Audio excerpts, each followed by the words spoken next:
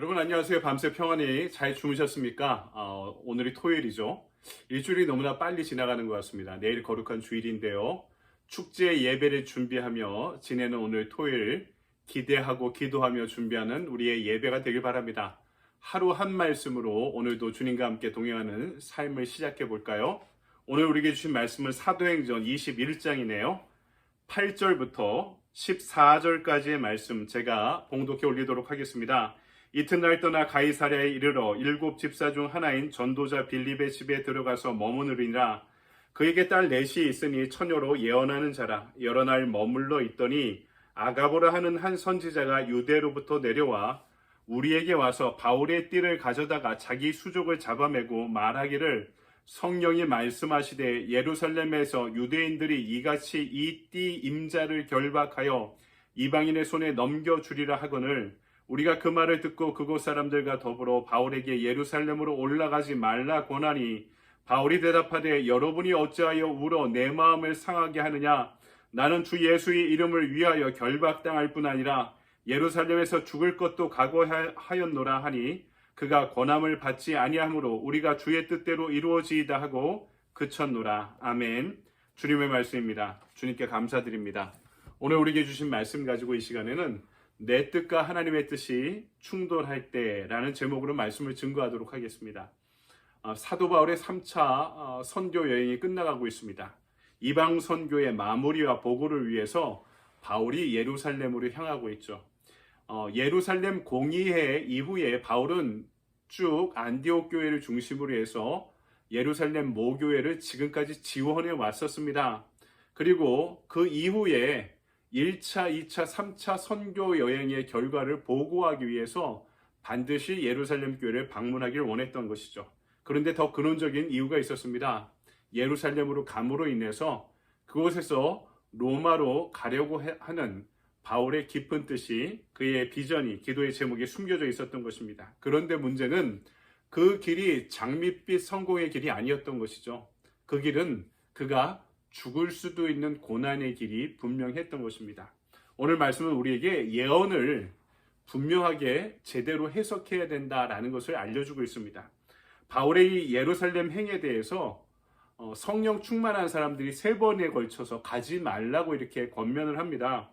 그것도 성령의 감동을 받아서 그들이 그런 이야기를 한 것이죠. 우리 이전 장인 20장에서 에베소의 장로들이 성령 충만한 가운데 바울 보러 예루살렘으로 가지 말라고 권면합니다. 두 번째 4절을 보니까 두로와 그의 제자들이 이야기하죠. 예루살렘에 가지 말라. 그들도 성령 충만히 이야기합니다. 그리고 마지막으로 오늘 11절 말씀 보니까 빌립 집사의 딸들과 아가보라 하는 예언자가 바울의 띠를 스스로 결박하면서 너는 이같이 결박당해 이방인들에게 넘겨지리라 이렇게 이야기하면서 가지 말라고 또 권면합니다. 그렇다면 생각해 볼 수 있는 거죠. 성령이 막았다는 것인가? 이 앞에 고난이 있다고 분명히 성령이 예고하고 말씀해 주고 계십니다. 그러니까 많은 사람들은 이 예언 앞에 어떻게 해석합니까? 고난이 있으니까 가지 말아야 되겠다 생각합니다. 자기 만족과 자기 이익이 기준이 되는 거죠. 내 뜻의 대부분은 자기 만족과 자기 안위와 관련되어 있습니다. 당연히 고난을 회피하는 선택을 하게 되죠. 주의 뜻과 나의 뜻이 일치할 때도 있지만 그렇지 않을 때도 있습니다. 이런 때 자기 만족과 고난을 회피하는 선택을 자기중심적으로 많은 사람들이 하기 마련입니다. 하나님의 길을, 하나님의 뜻을 자기의 유익을 위해서 또 주관적으로 해석하는 경향이 많다는 것이죠. 그런데 바울은 어떻게 합니까? 똑같이 성령의 인도를 받습니다. 고난이 있을 것이다. 여기까지는 똑같습니다. 근데 바울은 어떻게 받아들이나요? 그러므로 준비하자. 고난이 있을 것이니까 각오하고 가야 되겠구나.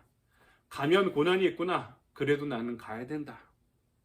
여러분 사도 바울이 바보가 아닙니다. 누구보다 영적으로 깨어있는 사람이었죠.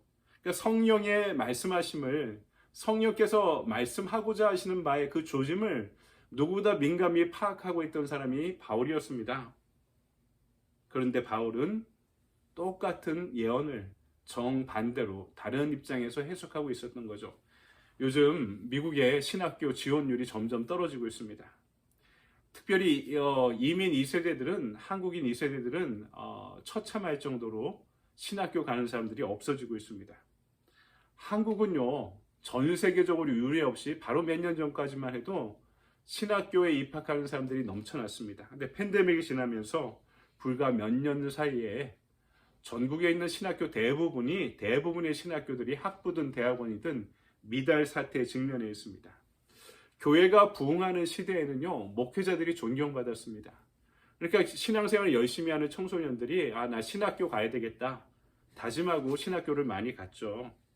근데 지금은 열심히 목회해도 교회가 부흥하기 어려운 시대가 되다 보니까 이 목회자의 직업군이 특별히 가기 힘든 직업군으로 선택하고 파악하는 사람들이 많은 것 같습니다.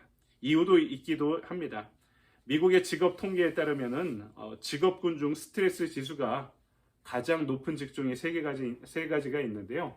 첫 번째가 개신교회 목사, 두 번째 관제탑의 관제사, 세 번째 의사 중에 마취과 의사라고 합니다. 이 중에 개신교회 목회자들의 스트레스 지수가 가장 높은 것으로 나타났다고 합니다.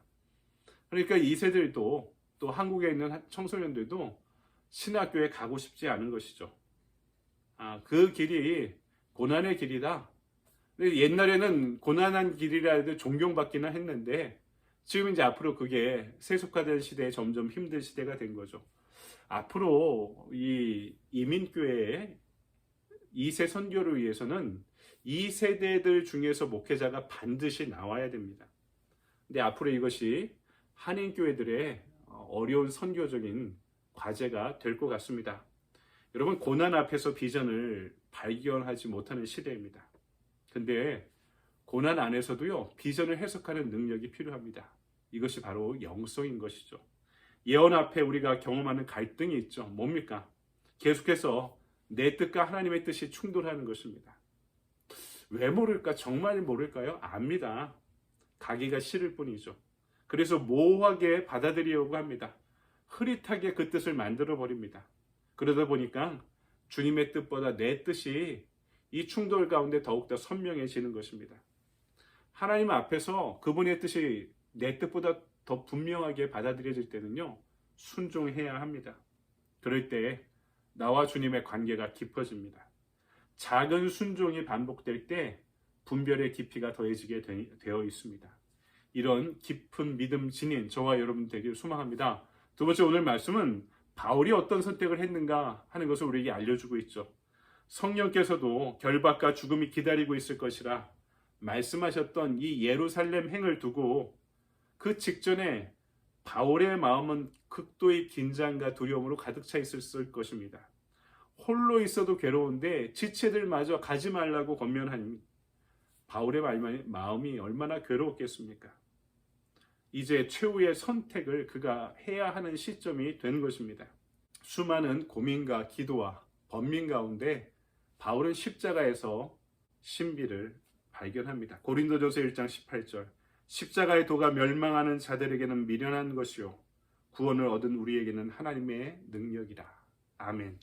이 고백 앞에, 그리고 오늘 사도행전에 바울의 선택과 고민 앞에서 그 기도하는 모습을 보면서 목사인 저도요, 이것이 저의 문제라고 받아들이게 됩니다. 여러분은 어떠십니까? 십자가는요, 멀리 있으면 멀리 있을수록 더 두렵고 무겁습니다. 가까이 가면 가까이 갈수록 더 가벼워지고요, 십자가를 질 때 극복되는 것입니다. 십자가는요, 오직 십자가만을 통해서 극복될 수 있는 것입니다. 직접 지고 가면은 그것은 짐이 아니라 능력이 되는 것을 경험하게 될 줄 믿습니다. 그것이 십자가의 의미이고 십자가의 신비인 것이죠. 여러분, 우리 인생에 갈등이 많은 이유는요, 내가 죽지 못하니 주님의 뜻이 죽기 때문입니다. 내 뜻이 죽지 않으니까 자꾸 주님의 뜻을 죽이려고 합니다. 갈라디아서 2장 20절 말씀처럼 내가 죽고 그리스도가 살아야 되는데 내가 죽지 못하니 자꾸 예수님의 뜻을 죽이고 무시하고 흐릿하게 만들어 버리면서 나 자신을 합리화시킬 때가 많은 것이죠. 지금 마지막 선택 앞에 놓인 바울을 그는 자신의 앞길을 막고 있던 동료와 또 성도들의 요구 앞에 마지막으로 이렇게 대답합니다. 13절. 여러분이 어찌하여 울어 내 마음을 상하게 하느냐? 나는 주 예수의 이름을 위하여 결박당할 뿐 아니라 예루살렘에서 죽을 것도 각오하였노라. 아멘. 오늘 바울이 예루살렘으로 가기 직전에 마지막으로 들렸던 곳이 어디인지 아십니까? 바로 빌립의 집이었습니다. 8절 볼까요? 이튿날 떠나 가이사랴에 이르러 7 집사 중 하나인 전도자 빌립의 집에 들어가서, 여러분 생각해 보십시오. 지금 이 빌립의 집에 들어갔는데 빌립과 바울의 관계는요, 친해질 수 없는 관계였습니다. 빌립의 가장 친한 친구이자 동역자였던 스데반을 죽는데 앞장섰던 사람이 바울이었던 것이죠. 그런데 이 두 사람이 지금 원수된 관계로 만나고 있지 않고 동역자로 만나고 있는 것입니다. 죽음을 염두에 두고 예루살렘을 찾아가는 바울과 그를 맞이하고 있는 빌립. 두 사람은 밤이 새도록 성령께서 이방의 교회에 어떻게 역사하셨는지 이야기꽃을 피우면서 교제를 나눴을 것입니다. 화해케 하시는 성령님의 인도와 그 마음을, 감사의 마음을 담아 찬양했을 것입니다. 여러분, 내 뜻과 하나님의 뜻이 충돌할 때, 내 마음과 주님의 마음이 충돌할 때 성령의 인도하심으로 분명한 길을 선택하게 될 때 내 인생도 분명해질 줄 믿습니다. 나의 주 예수 그리스도를 위해 내 삶을 드릴 수 있는 저와 여러분의 선택, 저와 여러분의 길이 되기를 주님의 이름으로 간절히 축원드립니다. 아멘. 적용의 질문입니다. 내가 여전히 하나님 앞에서 포기할 수 없는 것은 무엇입니까? 그것마저도 하나님 앞에 내려놓기 위해 무엇을 실천하겠습니까? 참 어려운 질문이죠. 인생의 가장 중요한 사명에 관한 질문이기도 합니다. 어제 우리 큐티의 적용 지점과도 연결되고 있습니다. 여러분, 제가 성경 공부 때도 말씀드렸는데요. 제가 언제나 맞이하게 되는 어떤 선택의 갈등이 있습니다. 그것은 무엇이냐면 항상 하나님을 위해서 100% 남겨놓지 않고 그 길을 가지 않고 포기하지 않고 저의 것을 1%, 2%, 3%, 4% 최소한 마련해 놔야지 내가 안전히 그 길을 갈 수 있다고 여기는 저의 마음을 저는 때때로 발견합니다. 여러분은 어떠십니까? 목사님 저한테는 그것이 갈등이 됩니다.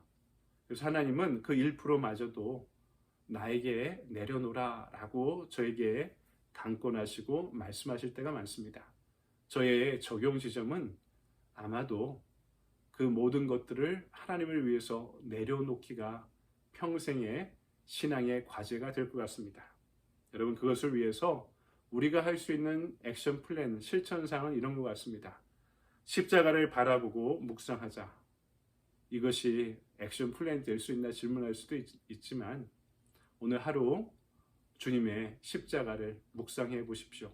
나의 뜻과 하나님의 뜻이 충돌할 때마다 주시는 성령의 음성 가운데 나의 안위를 위해서, 나를 보호하기 위해서 그 성령의 음성을 왜곡하고 자기 본의적으로 주관적으로 받아들이는 것이 아니라 그분 자신의 의도가 무엇인지 십자가 안에서 발견하고 또 발견하고 감동받으면 순종할 수 있는 저와 여러분의 믿음의 길이 되기를 또 바라고 축원드립니다. 여러분 좋은 하루 보내시고 내일 거룩한 주일에 뵙겠습니다. 감사합니다.